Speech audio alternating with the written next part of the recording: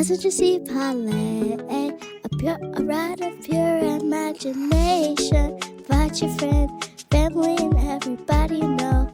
Best friends, everybody. Join the fun with party.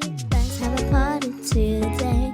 What a cute little podcast. Okay. We're just gonna have a little fun. Okay. Talk about things, whatever you want. Yes, Lord. Y'all heard it first. That was the original La Bania, the next Zendaya, you player. You don't understand. What a beautiful entrance. Thank you, Boo, for the opening. You're welcome. No problem. Yes. Hi, everybody. Welcome to another episode of Passenger Seat Parlay. And this is your host, Valkyrie Rain. And I am joined here with my very, very good friend, Hermyonne Kador. Hello, everyone. Yes, Lord. And her byproduct of her essence, the original La Bania. Hello, everybody. Yes. Can I tell y'all, Bania came here to slay. And I think I might be out of job. And this is just my fun. Like, I love the energy and just her essence. And can I tell you guys, this moment almost didn't happen because they're here visiting New York and we got caught in the rain twice. And I'm sitting here trying to find GPS in 42nd Street. That's a story. That was a power of valor. Yeah, right? Just a little bit. And then, so I woke up like I've been smoking for 30 years, a pack a day for 30 years. And I was just like, I don't think I can podcast today, guys. And Banga's like, but we're going to the podcast, right? Right? I couldn't help it. So I was like, the fact that, and first of all, Hermyonne is one of my very good best friends from we've been knowing each other for what, 15? I want to say almost 20. It's like 16, 17. It was high school. Yeah, high school, right? Yeah, it was definitely high school when we met. So it's practically 2 decades. Hermyonne was the first person in my inner bubble to have a child. I was literally there right before you transitioned into this world. It was it's very surreal to see the idea of what motherhood would be like, the process of it from an outsider's point of view, and then a whole human in a podcast studio with you making an opening who has so much personality. It's such a beautiful thing. She definitely, she has made me the person that I am. Oh. She really has. And seeing just her light and the way that she is just, she has that purity still to her. And that's what I absolutely love. Yeah. And I want her to keep that and stay just, keep that innocence and that free, because you know how she is. Oh, yeah, for sure. She just does her own thing. Yeah. She goes with the wind. Yeah, literally. Bania reminds me of a version of me when I was her age. Mm-hmm. And then, adulthood and life and just life lessons, it alters your personality. Yeah. But it's a very beautiful thing to just see children. Definitely. And just to speak on the aspect of motherhood, I like to start off when I have a guest, just giving people their flowers. So I just want to say, out of my friends and you becoming a mother, I can truly say, you are such a good mom. Aww. Legit, your childhood, Bania, I'm envious. I am 30 plus years old. I'm like, damn, I wish I had that childhood.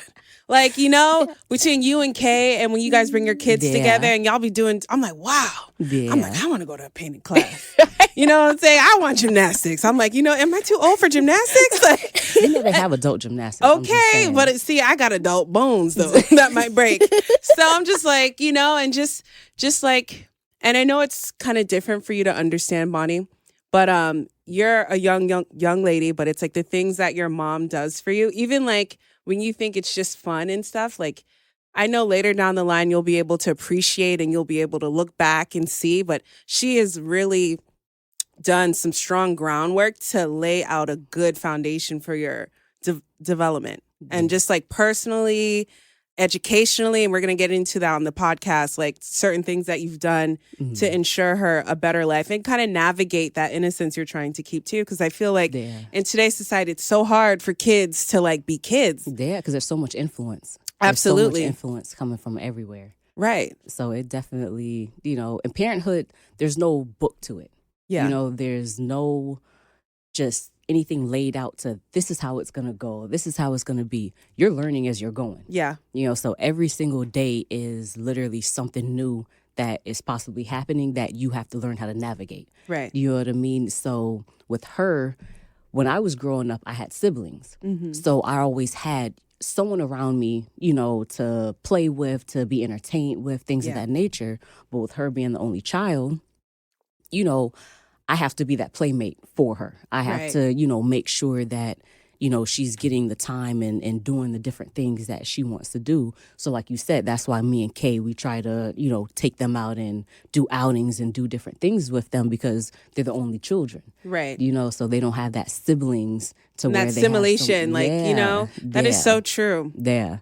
It definitely, it's completely different, for me growing up to how she is growing up. But one thing I will say is I'm very thankful for how my parents were with us because they made sure that they took us places and they took us, out of just our area. The norm, So we went on vacations. We went and visited places. So we got to see just different people and different things and see how different people, live. So that's what I always wanted for my child. When I wanted to have a child, I was like, I want to do the same thing. I want them to be able to, go on vacations with us and see things and not just be in that bubble of, what you're used to, that everyday life. So thankfully, I've been lucky enough to where I've been able to take her on vacations and do different things with her. And everywhere we go, people are always, oh my gosh. Oh yeah, Bania's a light. Yup. So Bonnie, that being said, what are some vacations that you remember, or even activities that you remember that your mom has done for you or done with you? So I remember the place I've probably been the most is Orlando. And usually when we're in Orlando, we usually, because there's this little area that in Orlando, there's a lot of fun places in just this one area. So usually my mom, or if we're going with my aunt and my little cousin or something, we'll go to fun spot and these cool different restaurants and nice. cool little places, and then sometimes I'll go out of the state. I've been to Puerto Rico twice. Oh, yes. When I say Bania has lived the life I have not lived, I am 30 plus years old. I've never been to Disney and I've never been to Puerto Rico. Oh, I went to Disney this year. Oh, my God. Look, she's like, we're in the Hamptons. That's regular. Auntie, what do you mean? This is normal. Yeah, this is Disney's a reg. Yeah. She said a regular. Yeah. Disney's a regular. That's what I'm saying. Disney was a privilege, especially my mom was a single mom. My dad passed away when I was really young. And so she raised us alone. And I had two other brothers too. So it's and it wasn't that easy to take trips and stuff like that. So I think that's very, it's a very good opportunity too. And also shows you a different dynamic and helps you understand different scenarios. And something else that I also appreciated of you from afar as being a mother is how you handled the COVID restrictions and your decision to transition her out of the mainstream education system. Can you kind of follow up on that, details? Yeah. So when COVID hit, she was in VPK. So she literally had, I think, a month or two left of VPK. And once COVID hit, and then when she went to regular school, brick and mortar, that's when they were in virtual. They had already gone and done virtual for the county that we were in. So her experience was a little different. So she started off school in virtual and, learning through the computer and things of that nature. And so I noticed that she did really well with being virtual and still learning and still absorbing the information and the material. So I started looking into just seeing about virtual schools that we could just put her in ourselves. So I spoke to her dad about it. We were in agreement. That's one thing I am happy about is that we co-parent very well. When it comes to her, it's all about her benefit. So that's what we try to keep in the forefront.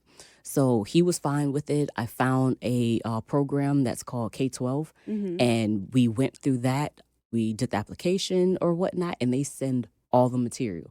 They sent her laptop. They sent her books, her science material. I mean, literally everything. It's a very seamless process for those who don't know about that. Exactly. Okay. And that's what I was afraid of at first. I'm like, okay, this is completely new water to navigate. Because, my mom was a teacher. Right. And she taught for over 30 years. So I was very much used to a brick and mortar type, standard. Right. So I was like, how is this all going to work with, with virtual? And I was lucky enough also too to be working from home with the company that I'm with. So when she got into virtual, of course, it took a few weeks just to, learn to navigate everything and get through the courses and how everything is structured. But once we started really getting into it, it was easy. She was able to navigate the program on her own, and you're talking about kindergarten. Right. She was able to go through and navigate the program, and then it was very book heavy also, so her and I had to do lessons together. Oh, it good. wasn't Keep the just parents like involved. it wasn't just like, oh, here, this is what you have to do on the computer. No, a lot of her lessons we had to sit down and go through together and then mark and check things on the computer. Gotcha. So ideally, would you say that's something that's a parent who doesn't work from home would probably struggle with, being able to keep up, because someone has to monitor the child, obviously? Yeah, definitely. If at least one of the parents, or if there isn't someone that's in the household, I also was lucky enough because my mom, she was retired at the time. So she golden ticket here. Exactly. Winner chicken dinner. Yep. Yes. Yep. So she was able to help, if there were times that I did have to go into the office, that she would be there to be able to help and navigate her and get her through her lessons. So if you don't have either, a partner or a grandparent or someone that can be home, it will be very difficult to do a virtual schooling. But if you are, able to work from home, do remote working, I always say I would look into it. Absolutely. And Bania, since it's your experience, how do you enjoy virtual school? Seeing that your only remembrance of kind of regular school was VPK. It's like daycare, but it's not structured. What is it like for you? It's really... I feel like people would say like, oh yeah, she's not getting the social life she needs, especially with how much she likes to talk and she likes to make friends so much. But the thing is that when I'm in my school, they created this thing called the K-12 zone, where it's in different grade levels, where it's like your camera and you can talk to different people and have different avatars and stuff. And there's different activities there. So like you can do it. And then there's like this thing called breakout rooms. They still get breakout rooms, but like virtually, and they're socializing there. Yeah. So we use them for schooling and for just activities. So like, for schooling, they'll put us in breakout rooms and sometimes in groups or by ourselves. Oh, okay. To like do the work. Do the work together. We'll do like group group work stuff, and then we would go on this thing called Nearpod. That's usually what we would do. And then what's it called? There's this thing called Blookit, Gimkit, and Kahoot, where there's these like games where like people can join, and then it's like a little online game, but it's like but it's not like that online strangers can like just join. Gotcha. Because what you do is you have to give out a code. So the teacher would like have the code, and all the students, most of the students would like join the class. Okay. And usually, sometimes it would be optional, so you didn't have to play them. And then we would have breakout rooms in those. So if we didn't want to go into break, if we didn't want to play like Gimkit and stuff, we could go into breakout. And it's your rooms. whole class or just the whole school? It's the whole class. Okay, so you still get to know your classmates and learn their personalities and stuff like that. Breakout rooms. But then what we've done is what I thought was actually really cool, because one of the teachers went out in one of my grade levels, and basically my teacher had to bring those kids in and like split the kids or something, and it was like kind of like a new thing, because some kids would like get to know more kids, so it was like kind of cool, you know? So it wasn't like a sad thing. Okay. So it was like more of a cool thing, and I think virtual school is actually is much better, because I feel like they have more activities and stuff, and then you don't have to wake up like super early in the morning. Yes. Oh well, that's the fun part. That's the sleeping in. I would sleep in. Because my class started at 9. My first class. She's having a college experience. I'm telling early. You. So and it also helps children. I assume it helps children prioritize their time. Yeah. Because I had to learn that in college. Because growing up in a, what do you call it, brick and mortar situation, it's like, okay, we have bells, we have alarms, we have all these triggers teaching us when we have to get up and do our homework. Yeah. And then obviously we have homework. We know it needs to be done by X amount of time and get done. But in college, nobody cares. You pay for these classes. You get your books. If you may get your books. People use, okay, run up the bag at Palm Beach State, get this little financial aid money, don't buy no books. But you know, it's like you had to like learn how to like prioritize your time. And if you were working, go to school, study. I think that's very interesting because it's kind of like prepping them for a more leisure life. It's kind of like I want to have a Montessori school teacher come on because I feel like that's something had I personally known, I would imagine a child who's a Montessori school child goes into straight virtual learning. Now, Bania, do you ever feel like you deal with bullying in virtual school? So what I like about this too is that before like summer we have these 3 lessons to do like for any days, and basically it like teaches you like how to navigate, but then also the rules, like the like they say like the cyberbullying and stuff, like they say like what's it called, you can email the teachers because you actually had your school email and you could learn to email like the teachers directly. So that, directly, so nobody else would see them except for like the teachers or the principal, and you can let them know like, hey, I've been going through somebody's bullying me, they're saying mean things, and you can tell them and then they would help out the situation. But I haven't experienced bullying at all. Yeah. Which I feel really lucky for. Amen. Yes. Yeah. So I thought it so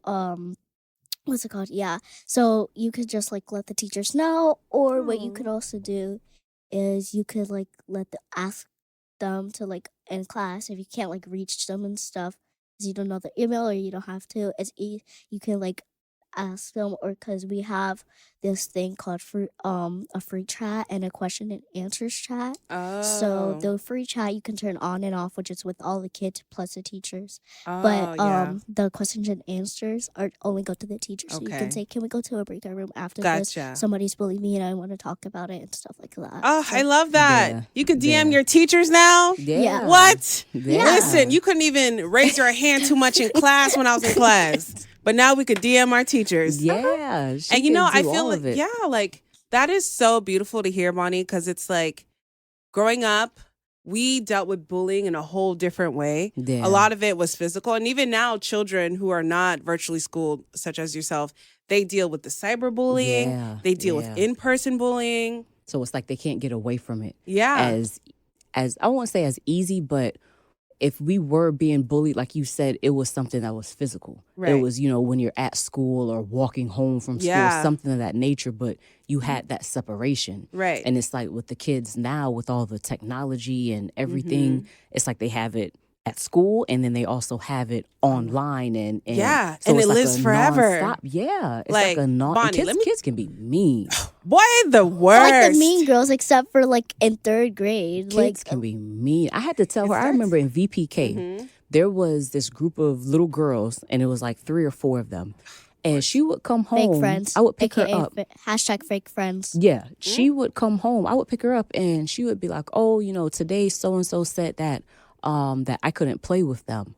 And I was like, what do you mean? She was like, yeah, they said that I couldn't play with them, but yesterday it was fine for me to play with them. So I told her right then and there, we're not doing that. You have these other 2 little girls that have always been nice to you. They always play with you. You stay with them. You're not going to click up with these little girls because they're already showing the traits of having that mean girl cliquey mentality. And it's always one who poisons the other. And you're not going to be a punching bag for that. That's not going to happen. So you deal with, you know, the little girls that have always been there for you and always not. You stay with them and leave them be. Yeah. Like, don't even worry about them. Don't even try playing with them. Leave them be and go to who you actually know is your actual friend. And this is why I always say you are like the perfect millennial mom because you have the understanding of how these things are. You have the emotional intelligence and you have the tools and solutions to navigate against that. And I've been taking mommy notes for life. I'm like, all right, I know it's not my turn yet, but when it's time for me to come to the back, I have a plethora of information to pull from. And this is for the girlies who don't have kids, who don't know if they want kids or who are just out here waiting. Listen, be patient and wait for your time and take notes from your friends. Yep. They have gone through childbirth and the pain, body changing, the mind things. And it's, you know what it is? It's like now, I remember when I was younger, I'm like, oh, everyone's having kids, blah, blah. I'm like, I still want to be young. And then now it's like, oh, I think I might want one. But I'm like, oh, I'm not sure. But it's like, you guys are also in a different phase of motherhood where it's like, okay, I'm not just keeping my kid alive. I'm not just pouring information into my child. I also need to teach my child how to be a grown-up in transition. Yeah, how to be a good person. And and it's like, we're the same age. We have different experiences. Yeah. And even at my heart, sometimes I feel like I'm still like a kid. But like, girl, I do too. Right, exactly. With the whole kid. Right. Like, right. And you've been at my house for the past 2 days. I'm like, I'm a big old kid. We got video games. We got snacks. Like, what do you want to do? We're playing outside. Like, and that's what it is too. And I feel like sometimes it's easy to get lost in motherhood, especially as a woman. And you'll come to learn as you grow up, Bonnie, that like it's hard. You're your child, aka your maiden, your inner child. That version of you never goes away. Yeah. So this light that you have, it will be with you forever. And don't let anyone dim it. Yes. You see how your mom's giving you a lesson mid-podcast episode, child. Yeah, that's right. Because the world will try. Exactly. The world will try to dim it and try to make you feel lesser and bring you down. But that's when you have to remember, like, no, this is how I am. I'm the one who's going to chew you up and spit you out. There you go. See? That's right. Yes. Good parenting. Listen, y'all, if y'all ain't taking notes, take notes. Now, it will be very hard to find Hermyonne on the social media. She may not add you. However, she'll be on the podcast here and there. Yeah. Like she's the ultimate Scorpio friend. Okay. like that's what I'm saying. Like when passenger seat parlay, right? I started this podcast based off of the experiences I've had in people's passenger seats, just talking and having in-depth conversations. Yeah. Like I have been in your mom's passenger seat for a solid 10 years. Yeah. Because a lot of people don't know that I had a fear of driving. And in Florida, you gotta drive, baby. Yeah. That was before Uber days. Yeah. But hey, if I could hustle me a ride, I'd hustle me a ride. But and then at one point I'm just like, I don't want to keep having to rely on other people. I need that independence. And I'm like, I need to get over my fear. It's not logical to do that. But I would always be in your mom's passenger seat. I've did free, like when I say I always rap with your mom, like, listen, it's just such a neutral vibe. And that's why I'm like, I just love having friends who are so like unproblematic, such as yourself. Like just, it's always good energy. Like I could not talk to your mom for like there's been times when she was raising you at a very young life. Like I explained how you come from inner child into a young woman and now you're transitioning to mother. Like sometimes women, we dive deep into that motherhood. Yeah. Like you have to. She's taking care of you. She's establishing routine. She's also planning your future as she's trying to keep you alive and pouring love into you and falling in love with you and learning your personality. Like literally, it's crazy how moms, like I got my up close look into motherhood through my best friend Candace and her raising her son and me being in proximity of that. I'm like, whoa, like you literally teach babies how to do everything. Like some things are natural, and God bless for the healthy babies where things are natural and they could just do things. But you literally have to teach your kid everything. Everything. How to speak, how to walk, when to speak, when to walk away. You know, like how to hold the fork properly. How to feed yourself. Not stab yourself in the eye. There you go. Like that, that's the number one parent rule is you got to keep this thing alive. Like you got to keep it alive. Like that's the first thing. Like your mom was not outside at the clubs. Like she was not at the parties. Like, because of course she's a good baby. Mom. Yeah. Like you had a kid so young. Well, I was young, but I was married. So I mean, your mom was doing the check millennial list. Like she had all the checks. Like married, college, baby. Well, college, married, baby. And I was like, I want to be like Hermyonne when I grow up.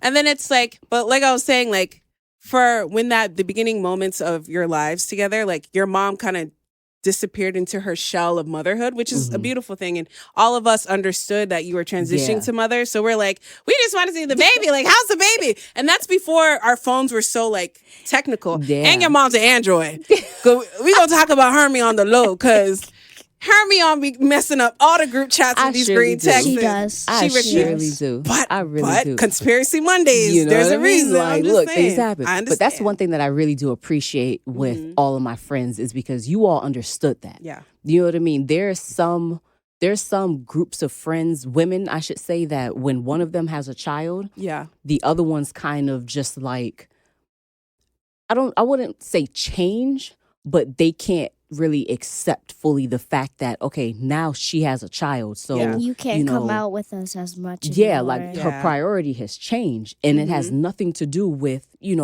all. It's just literally your priorities changing. Right. So there have been some people that they've been friends for years, and then one of them has a baby, and then it's like they just stop being friends. They don't do anything anymore, and it's like all of my friends accepted the fact that I have a child. Right. You know what I mean? So I have a baby. I have to do what I have to do when it comes to her first. Yeah. And if I can, go out, then I will. But none of you all ever had any type of like grudge or negativity about like, she's a mom now. And it was none of that. And that's what I absolutely love about my whole friend group is because all of us, we know how to understand, what each of us are going through and not to take things personally. Exactly. And that also speaks into if that person's a true friend. Yeah. Because a true friend will see that, understand that, and love that for you and send you love from afar. Yep. With like, meanwhile, keeping space for you to transition without judging. Because if like you were just friends with me because I'm a party when we go out and it's a good vibe and that's all you care about me to hang out with, then okay, I know you were a fake friend. You were meant for this part of my life where I was going out. Yeah, you're a going out friend. Or if you just wanted to bring me along to attract men to the group. But we're going to get into that. And this is where your mom's talking about fake friends. And she taught you that at VPK to identify when certain friends change their behavior around you. And it starts from a very young age. Yeah, that flip-flopping. Yeah. And I'm not about that. Absolutely. It's like, be solid. So like, again, I could not talk to your mom for 2-3 years. And as soon as I meet her, it's like download of conversation.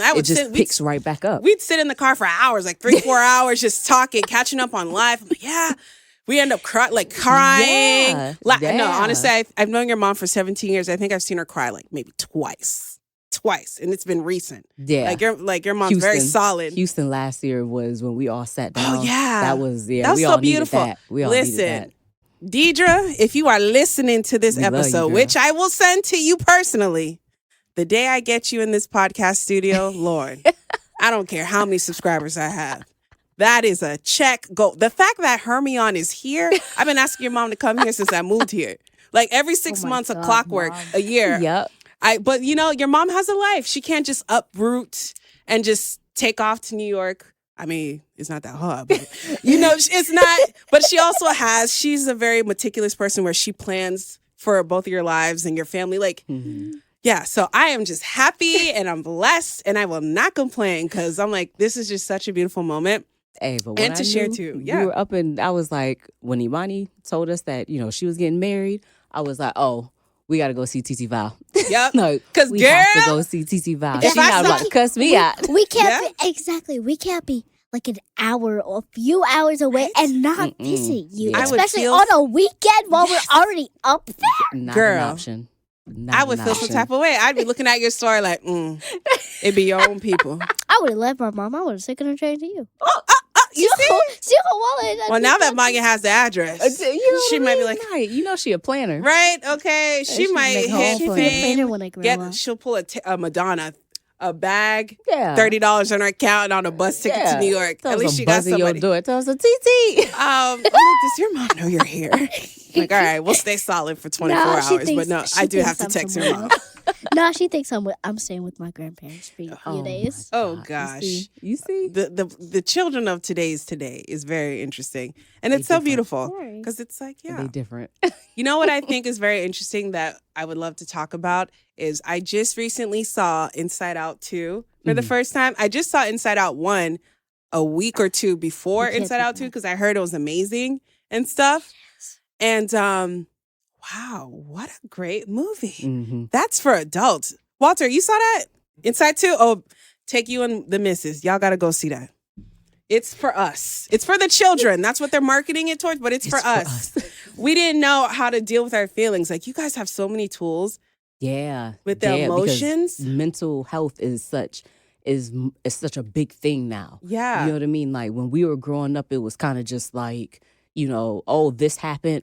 Okay, all right. Either suck it up or what are you going to do about it? It wasn't, really trying to dive deep to figure out, why what triggered this emotion and things of that nature. That's why. So I feel like what I liked about the Inside Out 2 movie was that if you've seen Inside Out 1, there's only like happy and sad and sadness, fear and anger. See, but then in the Inside Out 2, sorry for all the spoilers, cover your ears for this part.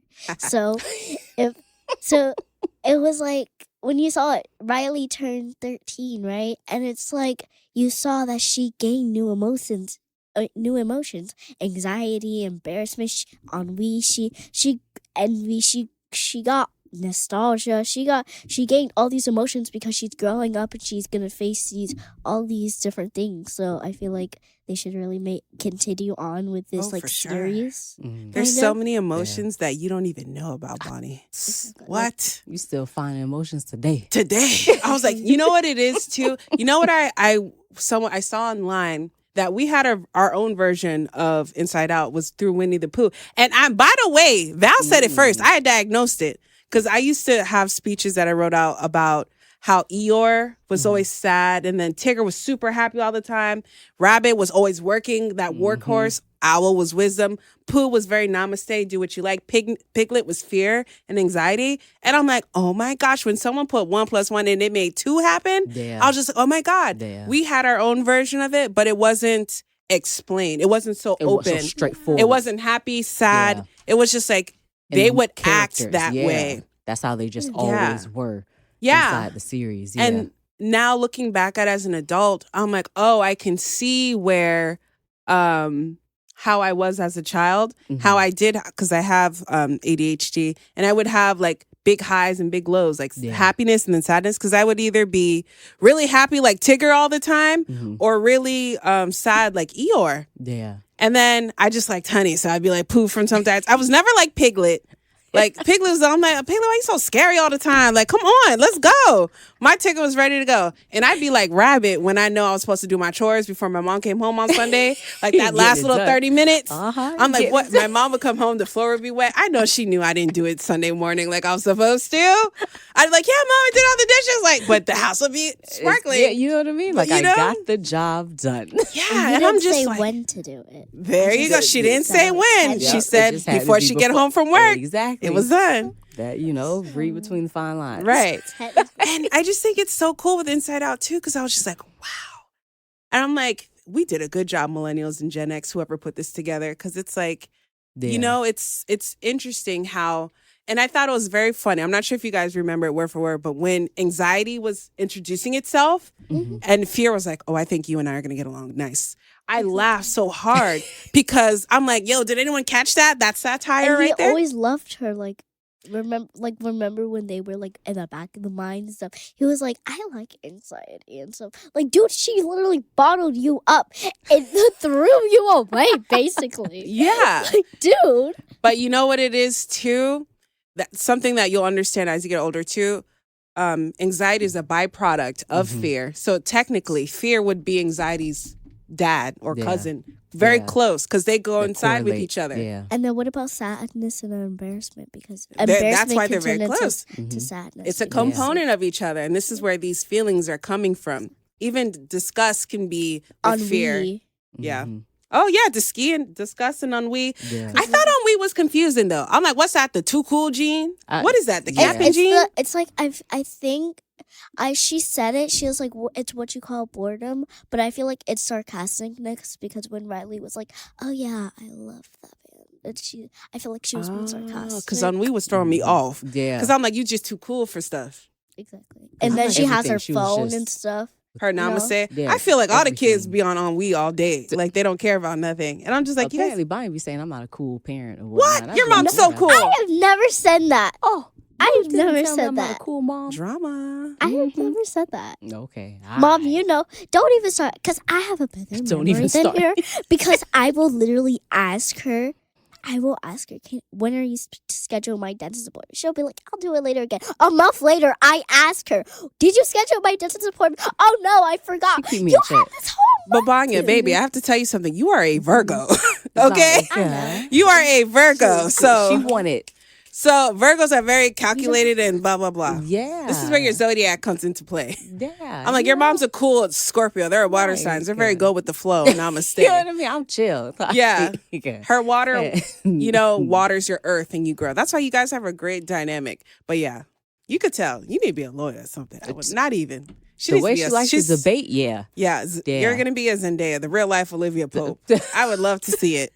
And you have such a plethora of opportunities to do stuff.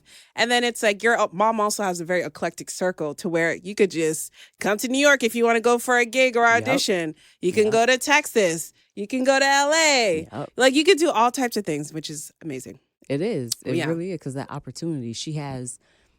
I'm very happy because she has so many.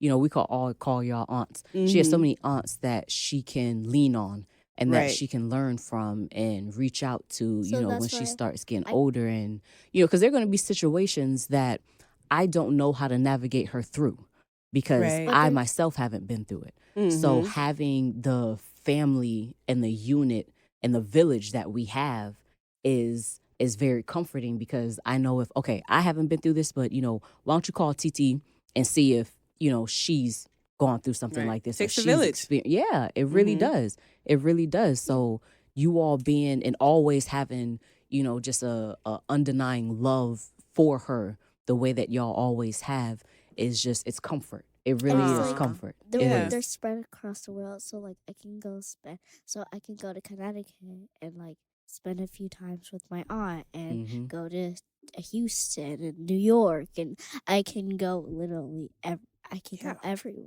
Trust me, when you're old enough, your mother will drop you off. Yeah, girl, you want to go? All right. She's going to get her vacation back.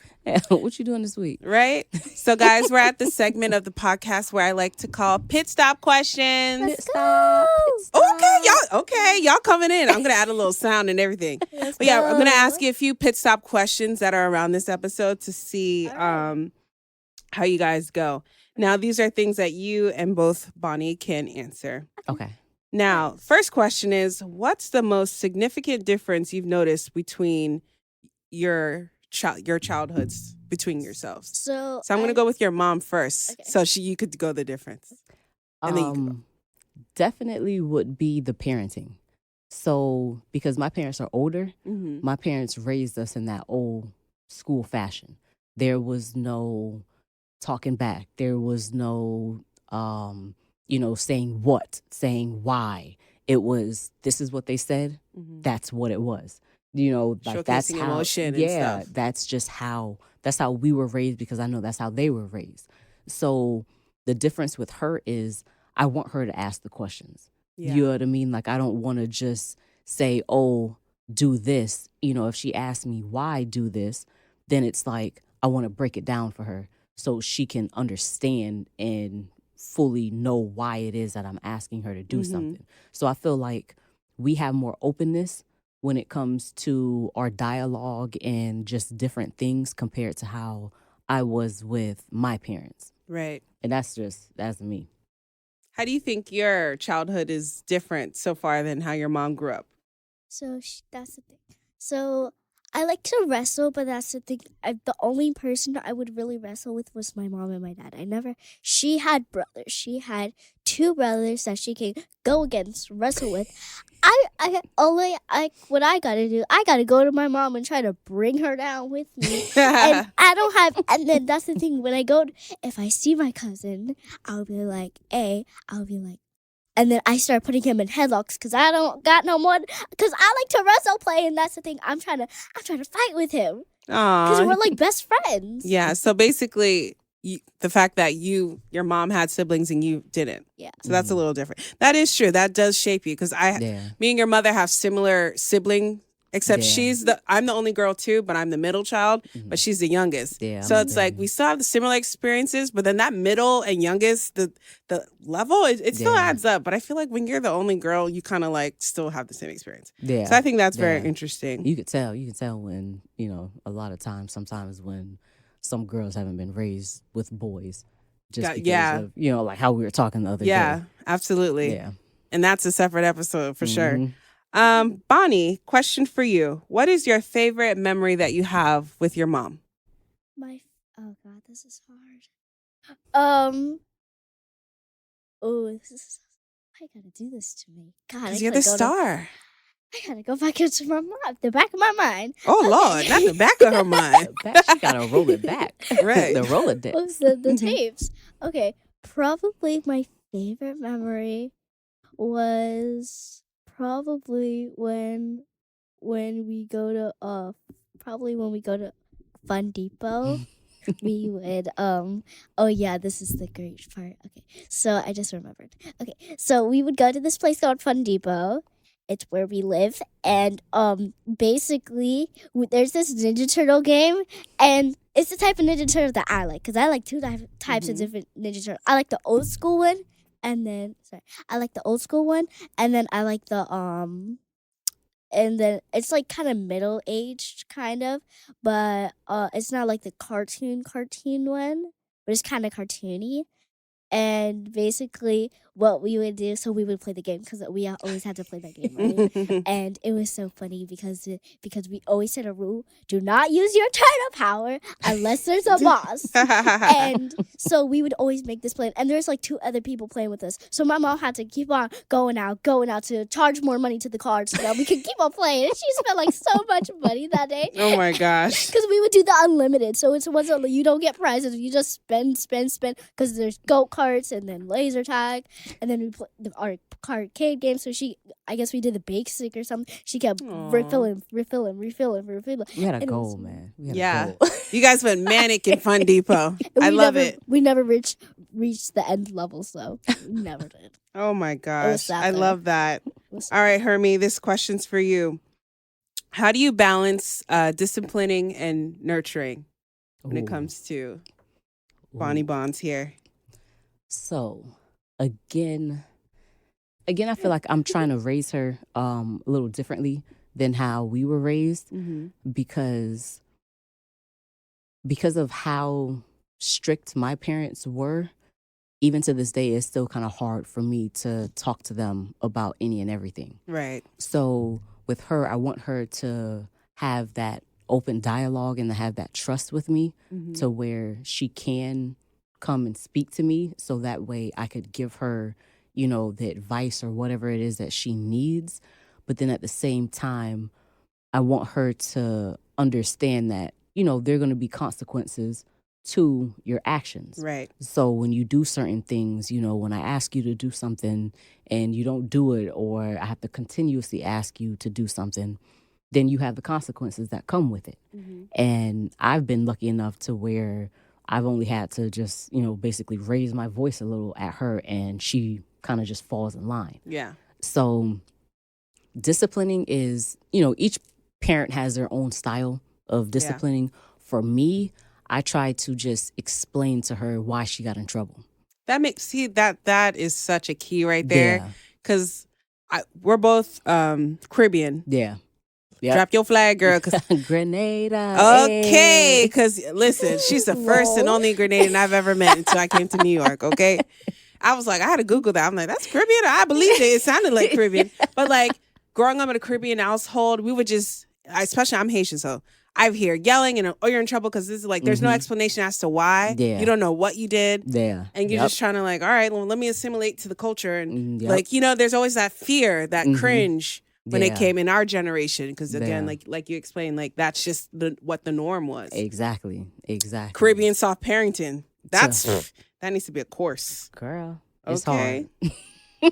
Bonnie Bon, your pit stop question for you is, what's your favorite thing about your family or friends? Ooh, this is hard. Okay. My favorite thing about, I'm going to say my family, is that I have so much families and I have that trust with them. So if I can't talk to my mom about it, I can go to like my older cousins, or I can go to my like uncles or aunts, because like if somebody's bullying me, my go-to situation is to go to my 2 older cousins because they're boys, and I know they're not afraid. They're not. Okay, Lord. They don't play about it. Because I know that they're not afraid to go to jail for me. Okay, hold on. We gonna edit this out the podcast. That was a lie. We did not edit this out, but we're leaving it here for the laughs. Proceed. Baby, ain't nobody going to jail. Pause. Well, y'all heard Bonnie Bon. She got family and cousins, and they will put them paws if you try to. If you try, it is what won't it be is. nothing if you don't say nothing. I love that answer. Oh gosh! And what about your friends? My friends, I like that I can relate to them so much in different situations, and that I can trust them with certain things. So what's it called? Like if I have if I say something, like if something happened and I'm like sad about it, I can tell them and they'll like cheer me up, or they'll like cheer me up. Especially my friend A, she'll cheer me up, and I feel like I can talk to her all day. We've been on the phone for 7 hours before we can, because we'll play Minecraft, we'll play Among Us, we'll play all these games together, and it's like we're sisters. I feel like we're legit sisters. And then she'll be like, "Oh, you want to watch a horror movie?" And I'm like, "No, I don't want to watch a horror movie." And she's like, "Why not?" I'm like, "Because I don't like horror." I love it. Alrighty, y'all. And I have one last pit stop question. I'm actually going to answer it first, and then I would like to hear what you have to say, Hermyonne. Mm-hmm. And it's only because we're older than you, times 3. So we have a little bit more experience. But then I would like you to answer this question too. Thank you. For when you were younger. Yes, everybody's included here on Passenger Seat Parlay, where we parlay about everything and with everyone. Okay? Child, not me forgetting the question. Okay, just kidding. I have bad vision. So, what's something you wish you had known when you were my age? So, you obviously haven't been my age yet. But when I was your age, which is sacred number 9, I loved being 9. And that's also the age in spiritual awakening where the veil of innocence is lifted from after age 8. And that's when, and also if we're talking about science too, that's when the psyche starts to develop. And now kids start to really hold on to their morality. So all those little seeds that have been planted from youth are really taking place. I'm like speaking full on crystal kisser here, Bania. So basically, something that I wish I knew at your age for me was that my loud, like I said, you're very much like me when I was younger, but unlike you have a mother who understands that and nurtures that versus a mother who's old school, who's teaching me to be quiet. Especially being Haitian, in our culture, we're taught to be like French debutantes, like never be seen, never be heard, walk in, say hello to everybody, address everybody, be quiet, not too loud, or when you speak, don't speak too fast. Like I was very like restrained, and I'm a free spirit, as you can tell. I'm a very free spirit, and I was always being told, because now I wasn't the cute little kid anymore, because I was getting older. So that was my mother starting to train me like in etiquette and trying to. But what she was also doing was she was muzzling my inner child. So when like as I grew up, all the home training I was getting, it also made me question my intuition or made me afraid to try things like podcasting. I would talk about this or something similar to this for like 10, 15 years, but I was always too afraid to do it because I was like, I don't want to be too loud. Oh, I don't want to make too much noise. And also I'm taller. I'm a woman of color. So also in those times too, we weren't even accepted. So she's also, that was her way of protecting me and teaching me how to, navigate life through her lens, the best that she could do coming in as a immigrant here to America. So I just wish that I knew that, yes, learn the life lessons your mother's trying to teach you, but I don't have to lock away my inner child, my light. It's okay to be, bright. Yeah. If some people can't handle it, baby, you got to shine, baby. Throw on some shades, honey. Put that UV. Dang, SPF 50. Okay? I'm going to shine, and that's okay. So that's what I wish I knew at your age. Yeah. For me, I really wish that it was more okay to speak my mind more. And that is, even to this day, sometimes that's something that I have trouble with because I never want to, make anyone either uncomfortable or you know what I mean? Just not really voicing myself at times. Yeah. And seeing how she is, where she'll voice her opinion. And it's like, sometimes I have to stop myself because I want to go into that old school of, you need to calm down. You know what I mean?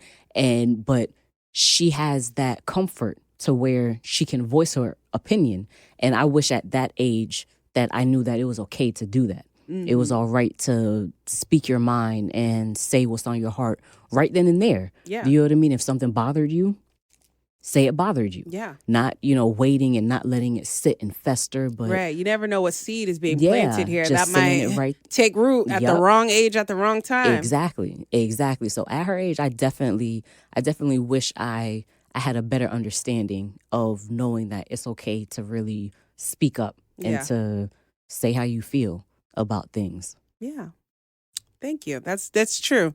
I feel like a lot of the similarity between what you and I said is about suppression. Yeah. Yeah, because especially as Black women, I feel like Black children in general, like we said before, outside of this podcast recording, is like we have to navigate life differently. Yeah. And then Bania is biracial for those who don't know. So it's like she will still have the same experiences, but in a different way. Yeah. And that's even a space that you, who's not biracial, can't even navigate her 100%. And these are life lessons you'll learn as you grow. But when I tell you Bania has a strong foundation, she does. Like I can't imagine you calling me saying, Bania got in trouble with these girls and they did. First of all, Bania would be the first one. What are you guys doing? Like, what? She's like, oh no, I can't be. This is ghetto. I can't. Yeah, I don't like this. Like, I'm walking off. My mom would not like this. Right? Like, no, I don't even want to hang anymore. Yeah, you know what I'm saying? It's not for me. Can't parlay. I don't think I want to hang with them anymore. Alrighty, Bonnie Bon. So, what do you like? I think you have cousins and siblings who are around like 5 years old. I know you're only 9. I know, but I feel like you've lived life. Yeah, you have. You've lived life. So what's something that you wish you known when you were younger that you know now with your wisdom? I wish, I feel like I don't know as much now, but I wish that when on my dad's side, I wish that he and my abuelo, because the only person I'm Cuban, so I wish they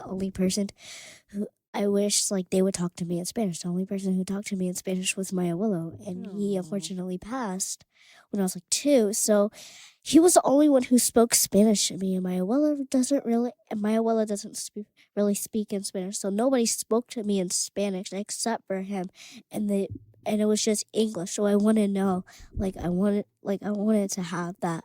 Really, my first or second language was Spanish because I am Cuban. So now I have to learn it while I'm older. I have to learn it now instead of being taught. It's still pretty easy though. Yeah.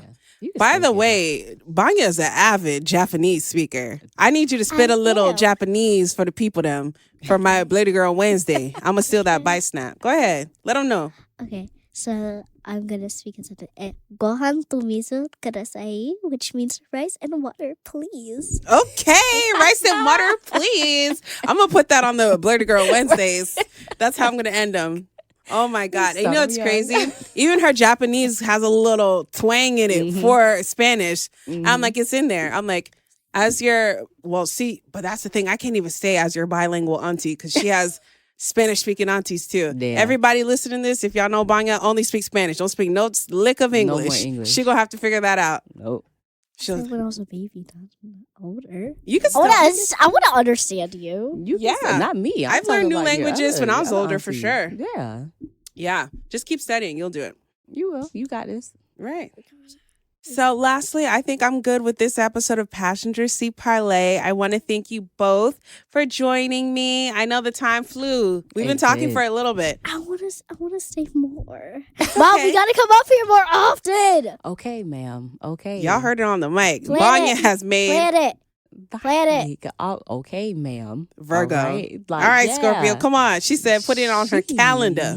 She ready to parlay with the people there. Always ready to parlay. Okay? Honestly. You see parlay with kids. She got? She's going to be my co-host. Listen. I don't know why I was so nervous. I'll do some. You're natural at this stuff. She is a natural. Let me know. I'll join on Zoom. Oh, yeah. Let's go, girl. We're going to do parlay with the kids. Exactly. Yeah. Got a parlay episode for the kids. Yeah, parlay with the kids. Why not? Yes.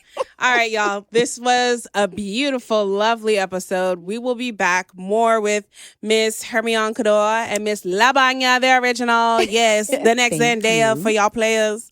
So thank you so much. Please like, subscribe, share with your friends, share with your kids, share with your expecting mother friends. Zendaya, if you're watching this, I love your Casey Undercover role.